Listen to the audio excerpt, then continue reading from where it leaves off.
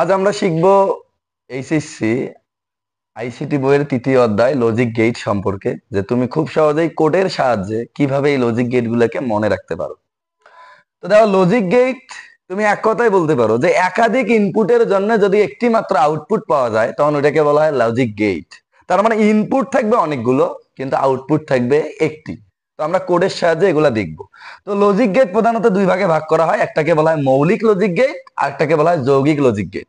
তো এখন দেখো যে এখানে আমরা লজিক গেট গুলো লিখে রাখছি, অ্যান্ড অর নট, ন্যান্ড আর হচ্ছে নর, এবং আরো দুইটি গেট আছে, একটাকে বলা হয় এক্সক্লুসিভ অর গেট, একটাকে বলা হয় এক্সক্লুসিভ নর গেট। তো আগে আমরা এই পাঁচটা আগে দেখি, কারণ দুটাকে বলা হয় বিশেষ গেট। তো অ্যান্ড গেট এর আমরা কোড দিলাম 1।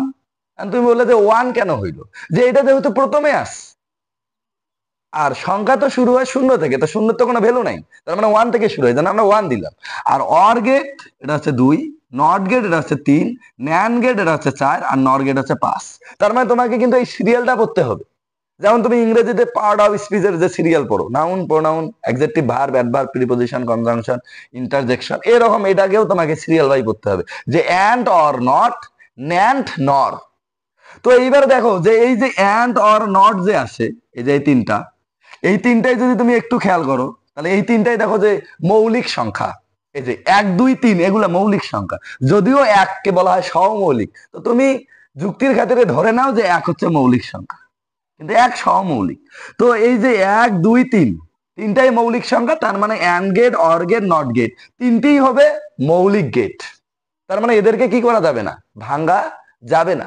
আর নিচের যে গেট আছে, এই যে ন্যান্ড আর আছে নর, তাহলে ন্যান্ড কত, 4, আর নর কত, যে 5, এগুলোকে বলা হবে যৌগিক গেট। তার মানে এদেরকে যদি আমরা ভাঙ্গি তাহলে আমরা মৌলিক গেট পাবো। তো তুমি ন্যান্ড গেটকে ভাঙলে কি পাবা, এটা কোডের সাহায্যে সহজেই বুঝতে পারবা। দেখো, ন্যান্ড গেটের কোড কত দেওয়া আছে, 4। তো যদি তোমাকে প্রশ্ন করা হয় যে 4 মানে কি, যে 4 মানে এই তিনটার মধ্যে যদি আমি বলি যে এই তিনটার মধ্যে কি করলে 4 হবে, যে 1 আর 3 যোগ করলে, তার মানে 4 মানে আমরা বলতে পারি 1 যোগ 3। তো 1 মানে কি, অ্যান্ড, আর 3 মানে কি, নট। তার মানে নট গেট আর অ্যান্ড গেট এই দুইটা মিলে হয় ন্যান্ড গেট। এই যে তুমি ন্যান্ড গেটের মধ্যে একটু খেয়াল করে দেখো, ন্যান্ড, ন্যান্ডের যদি এনটাকে যদি বাদ দাও তাহলে এইদিকে কি পাওয়া যাচ্ছে, এ এন ডি, অ্যান্ড। তার মানে এটা অ্যান্ড গেট একটা আছে, আর এন দিয়ে শুরু হচ্ছে কোন গেট, নট গেট। এই যে নটের মধ্যেই তো প্রথম অক্ষর কি আছে, এন আছে। তার মানে এই ন্যান্ড গেটের ভিতরে কি কি আছে, অ্যান্ড আছে আর আছে নট আছে। এবার কোড দিয়ে যদি বুঝো তাহলে দেখো ন্যান্ড গেটের কোড কত, 4। তাহলে 4 মানে কি, যে 1 যোগ 3 অথবা 3 যোগ 1। তাহলে 1 মানে কত, অ্যান্ড, আর 3 মানে কত, নট। তার মানে অ্যান্ড আর নট এই দুইটা গেট মিলে হবে ন্যান্ড গেট। এইবার দেখো নর গেটের কোড কত দেওয়া আছে, 5। তাহলে যদি বলা হয় যে 5 মানে কি, বলো 5 মানে কি, 5 মানে কি, হ্যাঁ, যে 3 যোগ 2, 5 মানে হবে 3 যোগ 2। তাহলে 3 মানে কোন গেট, নট গেট। আর 2 মানে কোন গেট, 2 মানে কোন গেট, অর গেট। তাহলে এবার দেখো এই নটের প্রথম অক্ষর কি, এন, আর এইখানে কি আছে, ও আর অর।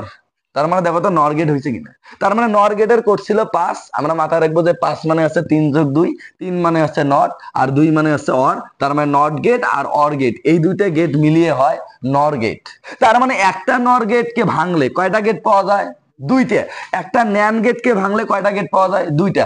এই জন্য এই ন্যান গেট আর নর গেট এই দুটাকে বলা হবে যৌগিক লজিক গেট। আর অ্যান্ড অর নট এগুলাকে বলা হবে মৌলিক লজিক গেট। কথা কি বোঝা গিয়েছে? এরপরে তুমি যদি এই অ্যান্ড গেটের যদি প্রতীক যদি শিখতে চাও তাহলে দেখো খুব সহজেই তুমি এগুলার প্রতীক পড়তে পারবা। কিভাবে, দেখো অ্যান্ড এর সবার শেষ অক্ষর কি আছে, ডি। তার মানে মাথায় রাখতে হবে অ্যান্ড গেট হচ্ছে ডি আকৃতির। অ্যান্ড গেট কোন আকৃতির, ডি আকৃতির। অর্থাৎ অ্যান্ড এর প্রতীক হবে যে প্রথমে একটা ডি দিবা। আর আগেই আমি বলছিলাম লজিক গেট মানে ইনপুট হবে এক বা একাধিক। তার মানে ইনপুটে যে আমরা 1টা 2টা 3টা দিলাম, একের বেশি হতে পারে। আর আউটপুট হবে কয়টা, একটা। তার মানে এটা হচ্ছে ইনপুট, যা আসে তার নাম হচ্ছে ইনপুট, আর যা বের হয়ে যায় তার নাম হচ্ছে আউটপুট। তার মানে এই যে এটা ইনপুট, এটা আউটপুট।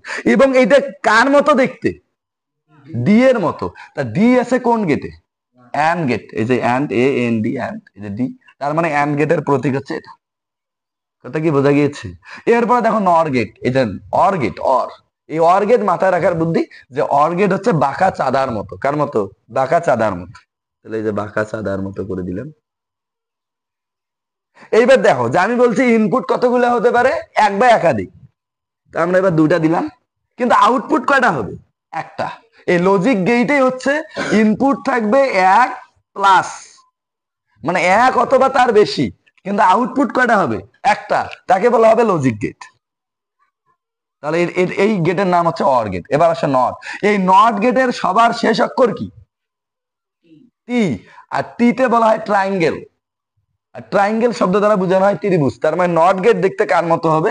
ত্রিভুজের মতো।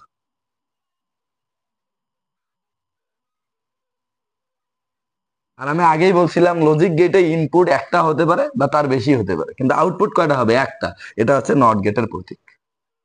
তো আল্লাহ হাফেজ, আজ এ পর্যন্তই।